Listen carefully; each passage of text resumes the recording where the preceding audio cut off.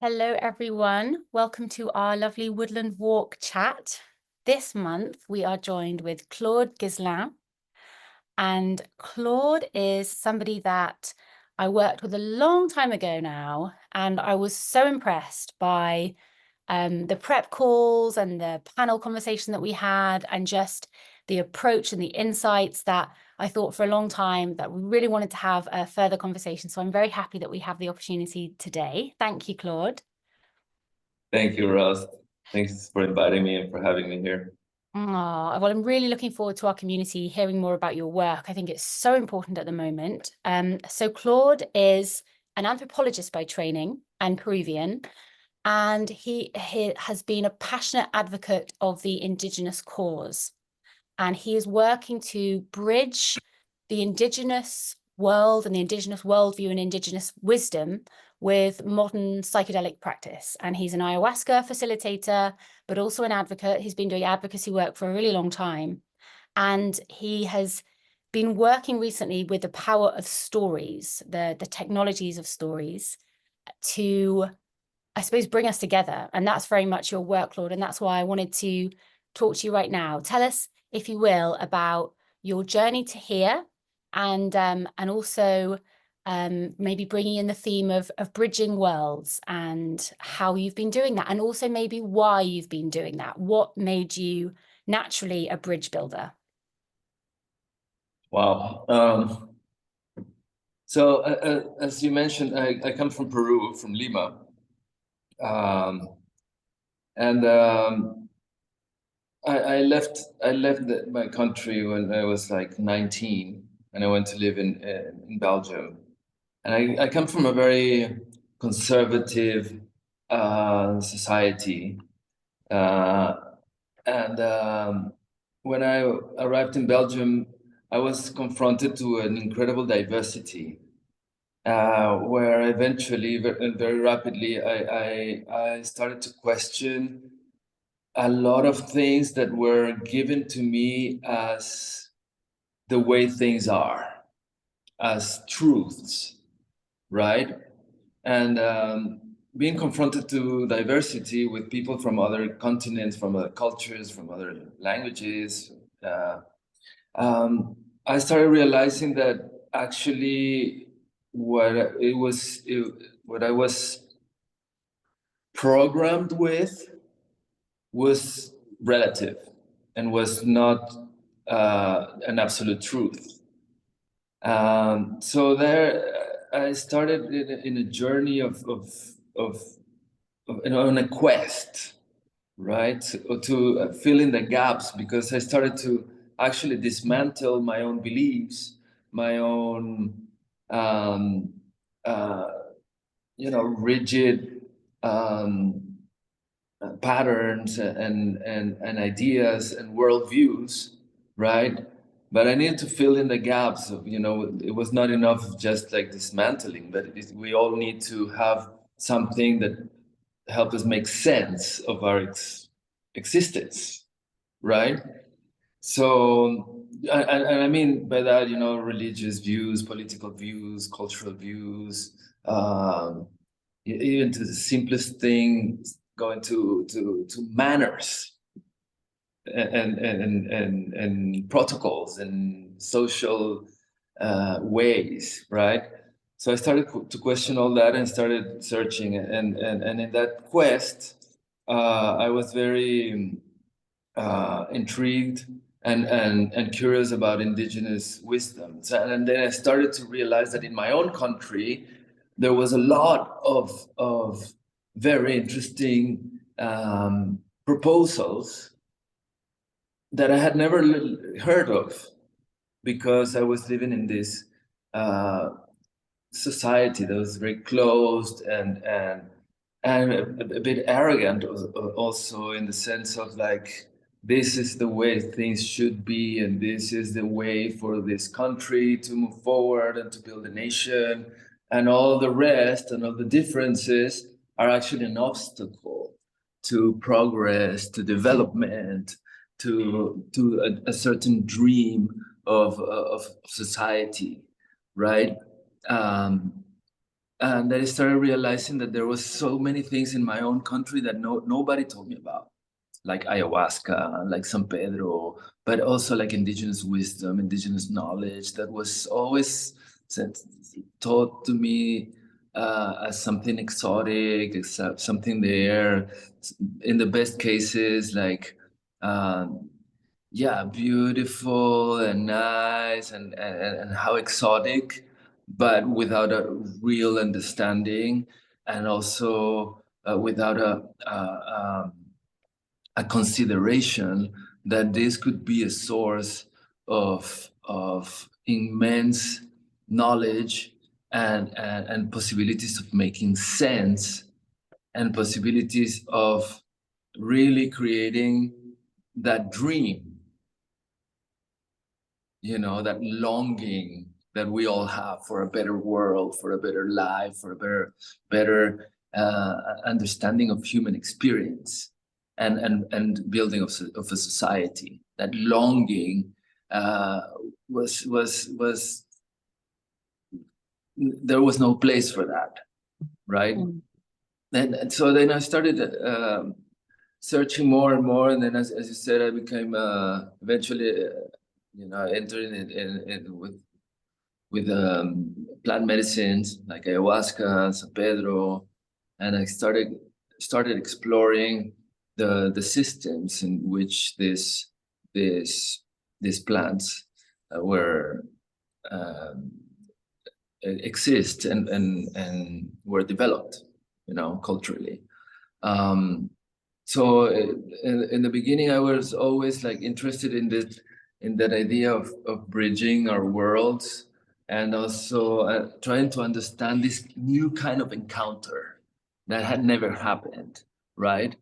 Like in all this history of European people coming to the Americas, all the relationships with indigenous peoples was very dramatic, tragic, right? And everything was like put in place for the extermination of this peoples and cultures and knowledge and languages and all of that. But this time with this expansion of like ayahuasca, for example, a lot of Westerners coming to the Amazon in search for healing, in search for some kind of experience that could answer in some way or another the question of like, there must be something else. I want to see. I want to have the experience of something else than my own society is providing me. Is proposing me as the only things that exist, right? So this is a new kind of encounter where our Western people or people coming from the, let's say, dominant culture would encounter indigenous elders with a different attitude, with some kind of respect, with curiosity, with more authentic willingness to connect and know and understand and learn, right? So then, I've been working with ayahuasca, and I was an ayahuasca facilitator for almost 15 years. Yeah, 15 years now. And but then in the past few years, I started meeting with elders from other regions, like especially in Colombia, people of coca and tobacco, people of the stories, which their main ritual, let's say, or ceremony or ceremonial activity is meeting in the night to share the word and to share stories to address the different situations that are happening in the moment, right? So I started becoming very fascinated about this, because I found that this was an incredible source of sense. And I started realizing also that the stories are the foundations of how we we see the world and how we relate to the world and how we inhabit the world. It gives us that frame of possibilities, right? And listening to these other kind of stories, it actually started making really a deep sense of what's happening now in the world, of this new kind of encounter, and especially what are the possibilities of what we're doing now in this context of global crisis, right? Systemic crisis, civilization crisis, right? And also with the expansion of these plant medicines around the world and psychedelics. No, we're talking about psychedelic renaissance and this interest of science about these plants, but there's little understanding and little I wouldn't say willingness, but maybe possibilities or capacities to really connect to the knowledge that has been developed through centuries of experience with these plants. And then what is happening is that we're taking them in our longing for reconnection, we're taking the plants out of their system, out of their context, and we're trying to do our own thing with them. And in a certain way, that's a very good thing, but it's also a pity that we're missing in the opportunity of really creating alliances and of like finding the ways to complement our different kinds of knowledge and in this incredible diversity of worldviews and understandings of nature and human experience, to put them together to actually find the best solutions and the best ways to bring forth that world and that society that we're all longing for in a way or another. You know, so what we see is that everywhere there's these different kinds of experiences like you are doing, for example, in this kind of this how do we reconnect to our roots, to our territories, to the nature around us, to our ancestors, to the knowledge that was erased, to those memories that are somehow, we have the intuition that are there somewhere in the nature, in the trees, right? How do we connect with these things? And you know, we have that need. It's really a longing, right? We're longing for something, right?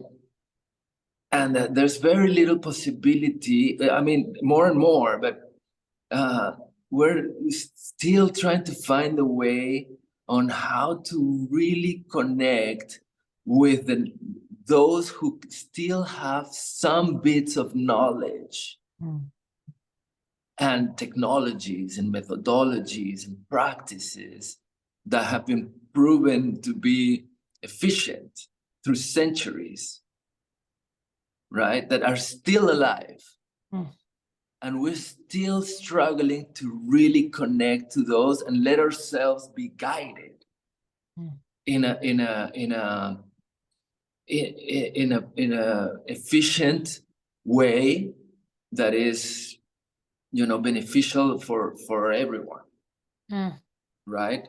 We are unfortunately we're still reproducing the same patterns of colonialism, of extractivism, you know, because we are formatted with these stories that are the foundation of our own modern society, and we're really formatted.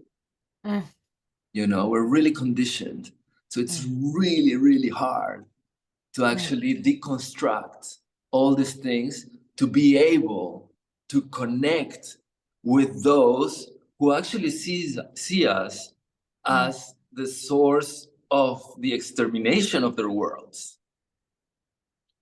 Yeah. But and yet there's still this willingness, and this is the most beautiful things. I meet elders all the time who are there saying, "Hey, this is a new dawn.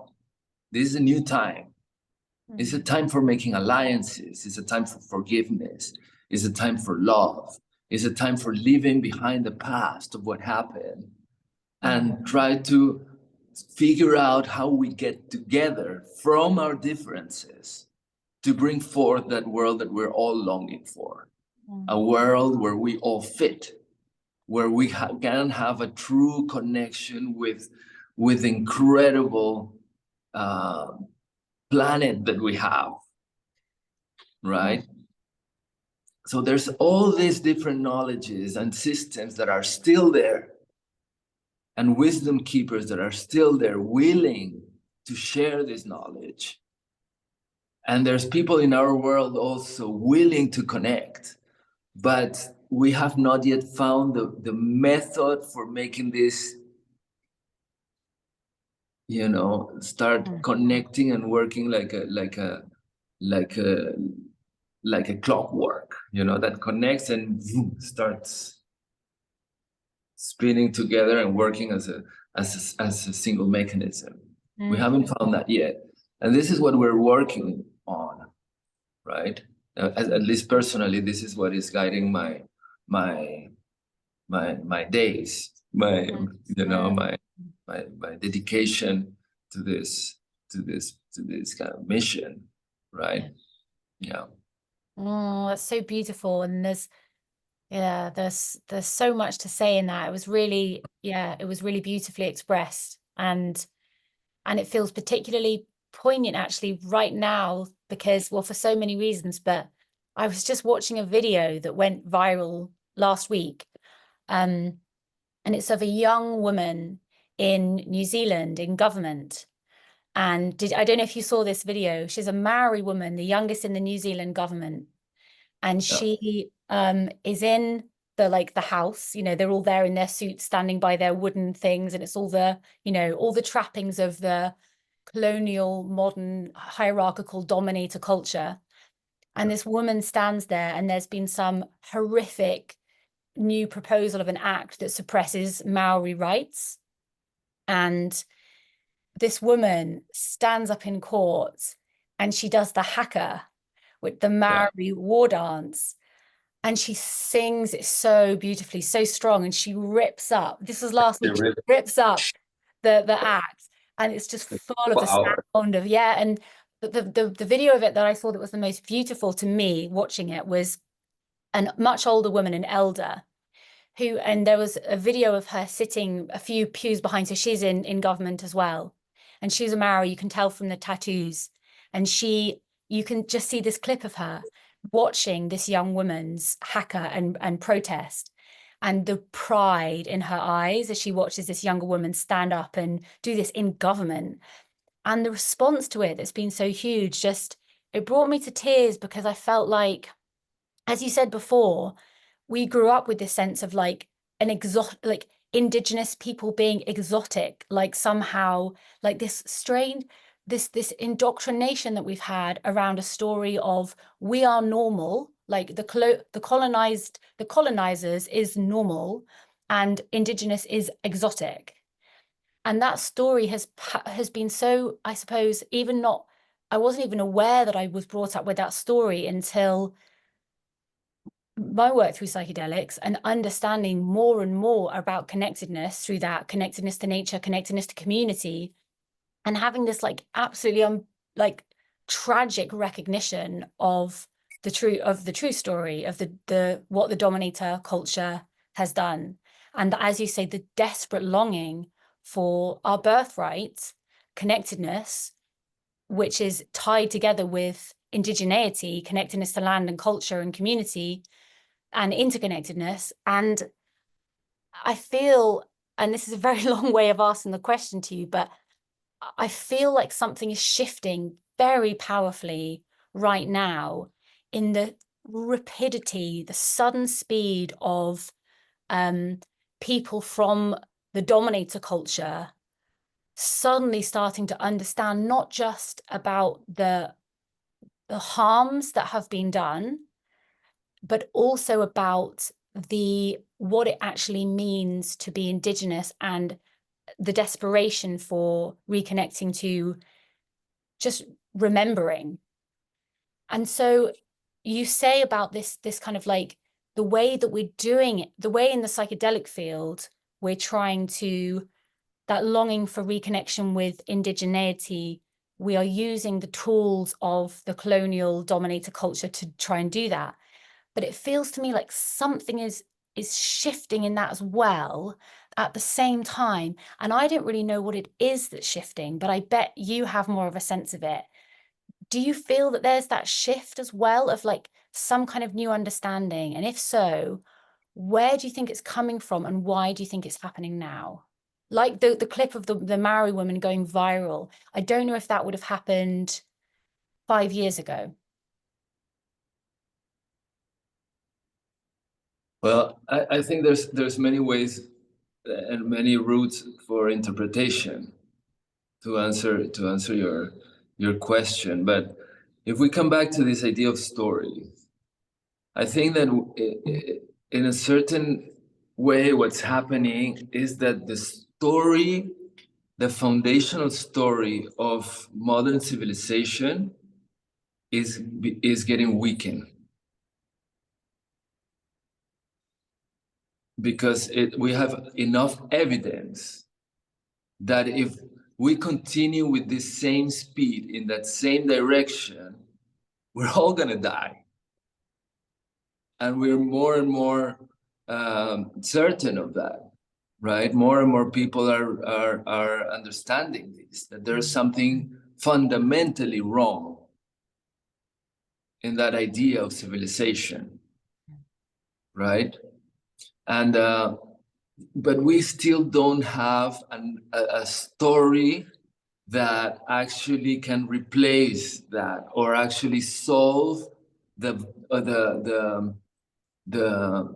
loopholes, the dilemmas. You know, if we take these things out of the equation, parts of our own story, then what?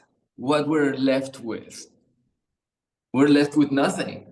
Then if we start questioning too much our own story and our own ways and our own cultural ways, the social order, the what we call the system, if we question that, then what's left?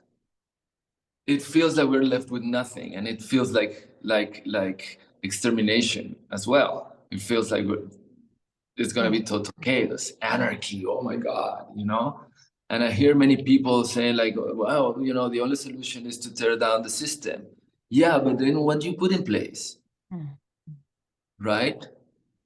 Then all these stories that come from our system, from our culture, are insufficient. And then we end up having this kind of, you know, the most important places of debate, of the direction that our societies are taking, is at the politics, the politic scene, right? But then we end up with situations like, you know, Trump and Biden, Trump and Harris, Republicans and Democrats, or here in Brazil, Bolsonaro or Lula, you know, right and left wing, and more going to the extremes, and more polarization of the society, and but it's still in the same thing. And there's no really a debate on like, where do we go? We need to desperately change direction, and none of these guys or ladies are actually giving us something that say, this is actually a dream worth dreaming, worth fighting for. Yeah. This is actually something that I really believe in, and I'm gonna go for it, you know? So there's more and more questioning, but there's little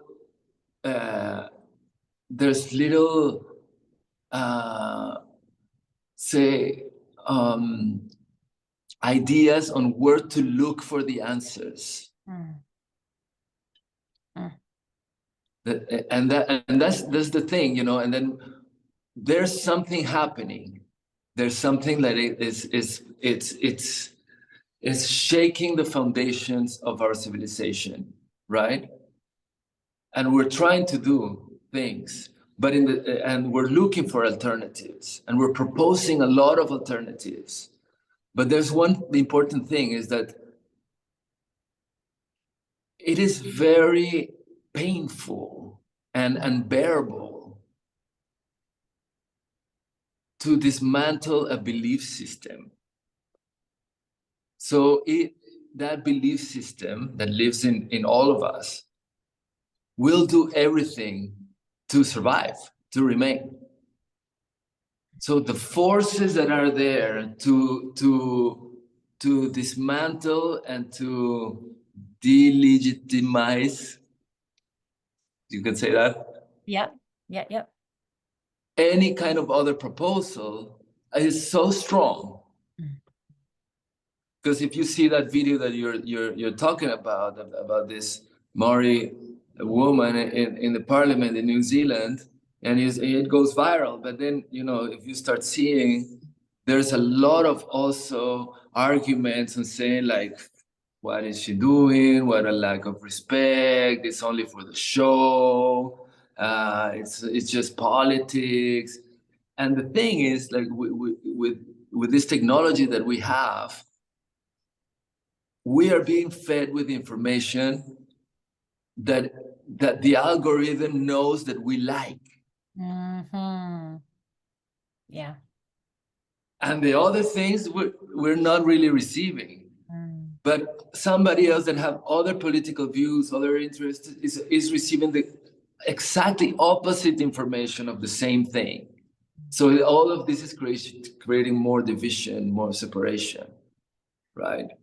So it is very complex, and and once again, I think it's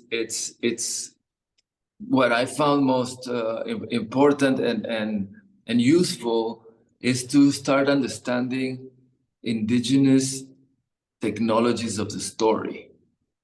Not only the stories, but the technologies of the story, how the stories work, Mm-hmm. how the stories are used, how the stories are put in practice, are shared in what moment, how are they transformed, how are they adapted for different situations, how does that work? You know, because that is something that we need to understand if we are to bring forth a story that we know, that we can connect with, that can connect with that deep longing of our hearts, right? Oh, okay, this is, you know, and in the meanwhile, what we're left with is trying out things. We're trying out things. We're experimenting, right? But there's something very, very, very problematic about our own civilization, is that we're always in search of the truth. So what we are trying out and what we're experimenting most of the time with the intention of transforming it in a way of communicating a truth. And I think already that in the base is problematic, you know, because if what I'm saying is the truth, then what the other saying cannot be the truth. You know what I mean? Yeah, well, and I'm thinking of what you were saying about stories and about how stories use symbols, ideas, metaphors that can be loosely played with, but they speak to something, I suppose, yeah, more flexible and more unifying than a kind of black and white idea around who's right and who's wrong. A story it's more fluid, it's more poetic, and I suppose more likely to bring people in to it in whichever way they can relate to it. I was thinking about how in our community we had a lot of, conversations over this last month because of the election, and there's been we've had lots of conversations and sharing circles around that. And one of the things that came up in one of our sharing circles was how trees bring everybody together, that people from all political parties love trees, that we all love trees, and that there's something really reassuring and nice about the idea that like nature brings us all together. Nature is, well, it's not really a story, it is the original story. It's a story that we're all part of, but it is something that we can all relate to and brings us all together. So I'm wondering if that's one of the aspects of stories that you think is powerful, that it's less polarized, like less polarizing than this search for my truth versus your truth. A story can hold many truths.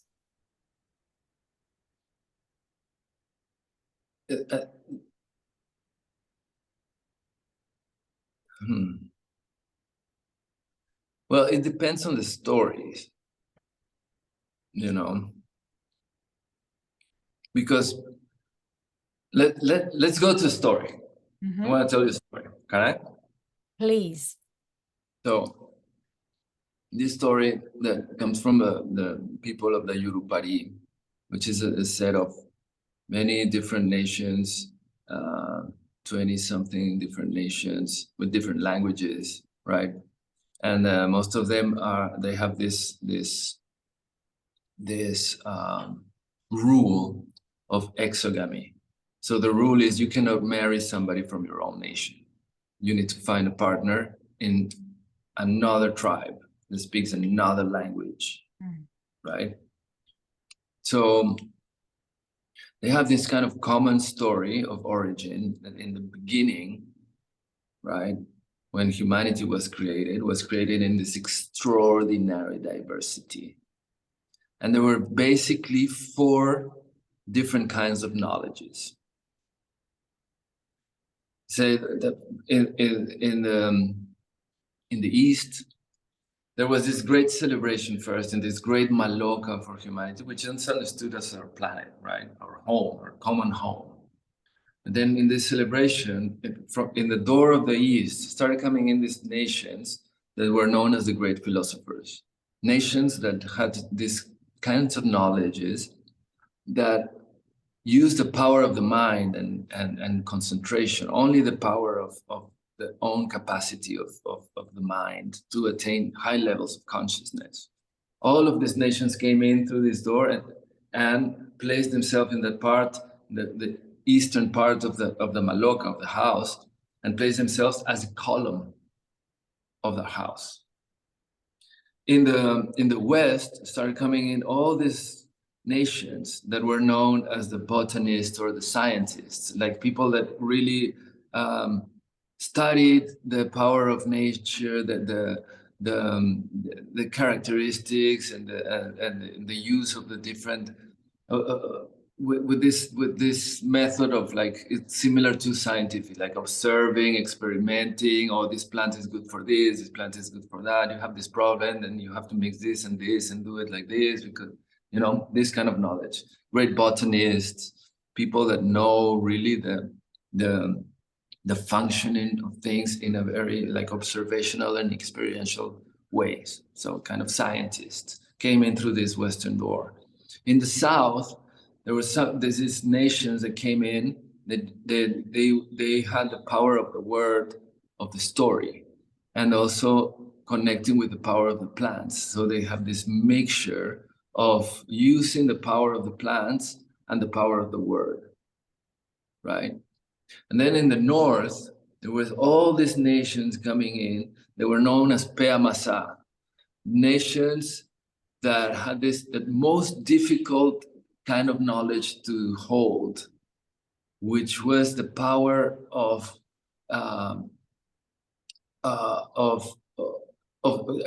the languages of fire. They say it's like kinds of languages that only with the power of the word they were able to exterminate entire nations. But actually also they had this power of these languages that could make things and explain things so precise. And it gave the possibility of precision, like, and also you know, the use of things to make things very precise, like purifying gold and making metals and making things like in a very precise ways, you know.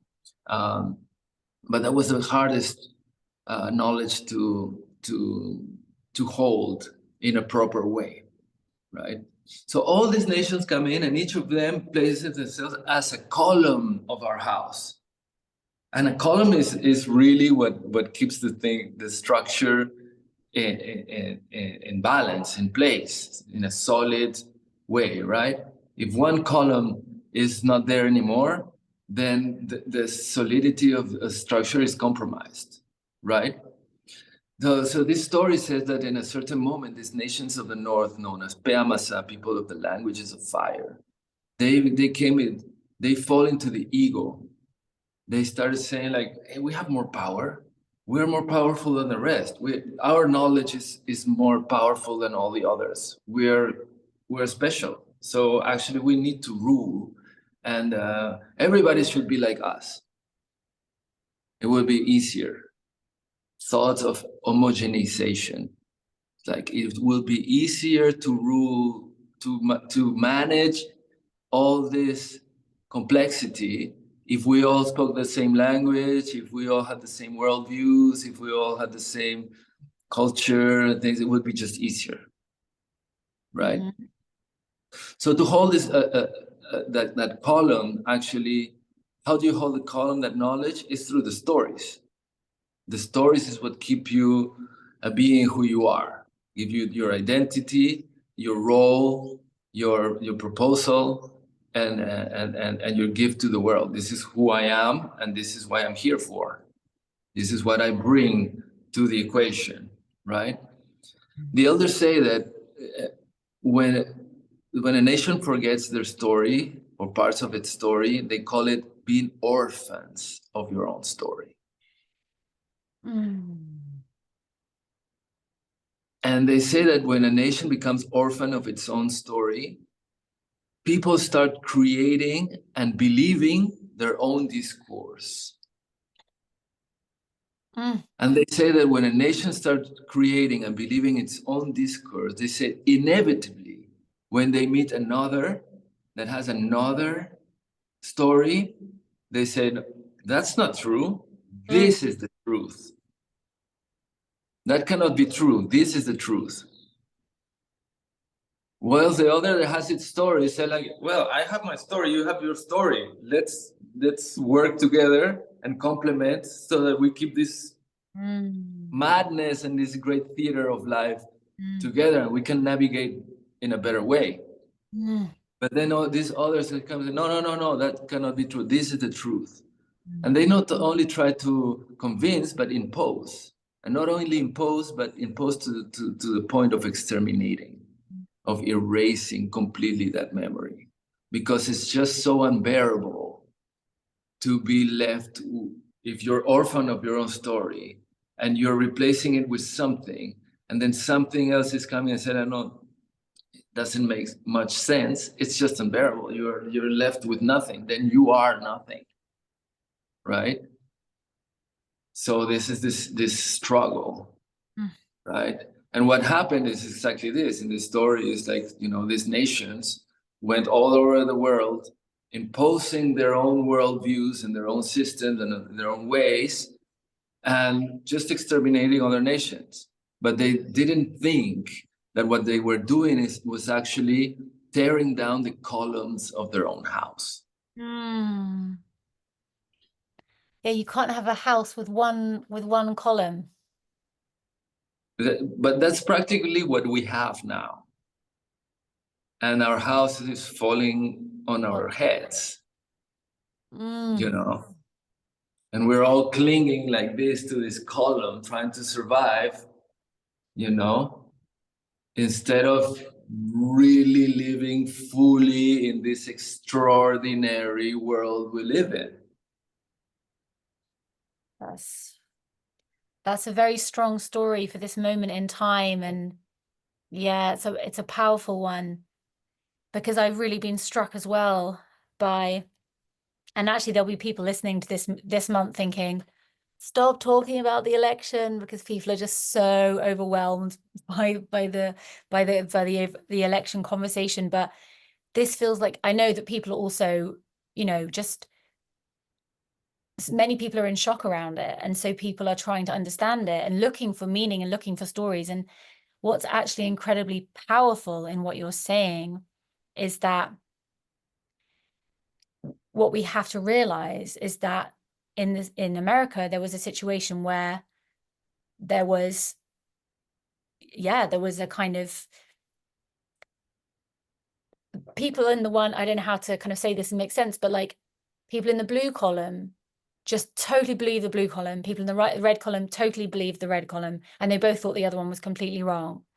And if there is a recognition that as humanity, that we might think that all the people in the red hats or the blue hats are mad and wrong and crazy and bad, but actually there was a lot of them.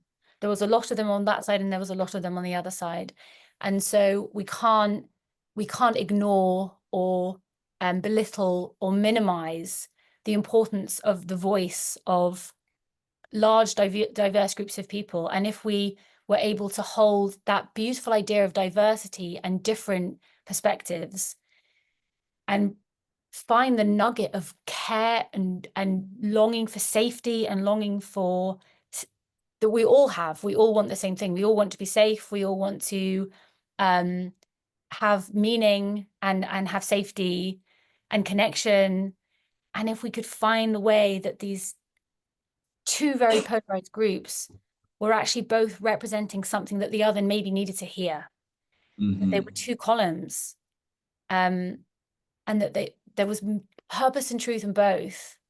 Yeah. And other columns too. Like that just feels like such a powerful idea. And even that story, and we started off by talking about the power of stories as technologies, but even by hearing that story, it's changed the way I feel now about what's been happening and the potential for reframing, re-establishing the many pillars of a strong temple or structure, or I don't know what we'd call it, Maloka, with many sides that hold shelter for us, but with the diversity of pillars. Yeah. It's incredible, right? Yeah. And you know, it's a very powerful story, and this is just one story. You know, and but this is a story that kind of solves this dilemma, right? And if I tell, you know, the story of like the origin of this idea of homogenization, you know, it's like it just all these things. It's really a source of meaning and of sense and of material to actually think the complexity in which we are. Because if we are only thinking from the frame that we have, it's very limited. You know, it's like looking the reality only through one window. You know, when you can actually, if you had all the columns, you could actually have a solid roof, and you can go to the rooftop and see the whole way around. You know. Well, we're gonna have, I could hear so many more stories if you had the time, but we're gonna have to stop now. But I'm just wondering, where can we hear more of these stories? Where can people in our community, where can all of us, how can we learn more from what you've been learning from your work with elders and their stories? Well, we're working on that. We're working on like having this kind of online storytelling ceremonies, you know. we have a very beautiful project with an elder in Colombia who they were expelled from their territories because of the violence, and this is actually how we have access to them, you know. But one very important thing and project is that we want to get some land for them and to build a proper house so that this knowledge can live and actually be shared with us. We transmit it so that we can have a place in the Amazon, so where we can go and receive these teachings and allow for this legacy to live and to be to expand, right? So yeah, I can give you the link of Soari. It's called Soari Association in Colombia. Also, we're working with IMC Fund, Indigenous Medicine Conservation Fund. We have very beautiful projects in helping Indigenous elders to maintain and transmit their knowledge to new generations.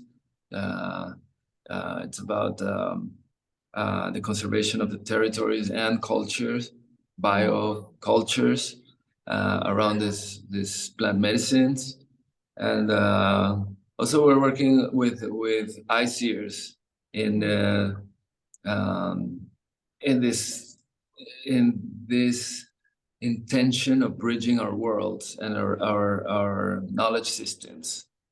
How do we bring together our worlds that have been separated for so long?